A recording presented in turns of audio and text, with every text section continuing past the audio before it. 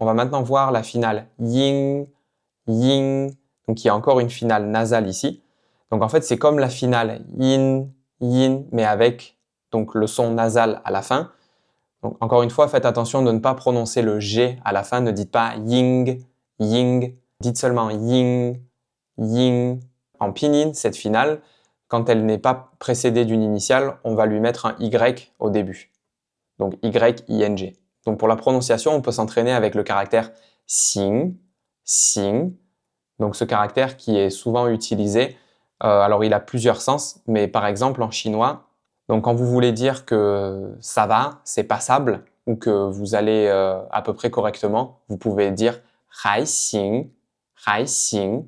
Dans le nord de la Chine, les personnes en général ne vont pas prononcer ça comme ying, ils vont prononcer ça comme yang, yang. Donc en fait, ils vont moins accentuer cette ouverture, ce sourire de la bouche. Donc ils vont pas faire ying, ils vont faire yang, yang.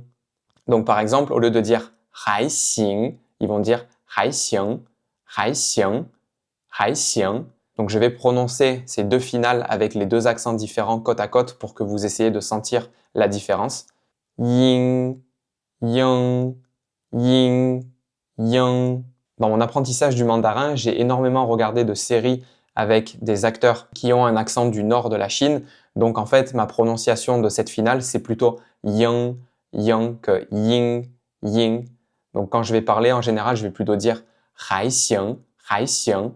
Donc un autre exemple avec le mot dianying, dianying, donc qui veut dire film en chinois. Donc ici, encore une fois, moi je vais plutôt avoir tendance à dire dianying, dianying, et non pas dianying, dianying.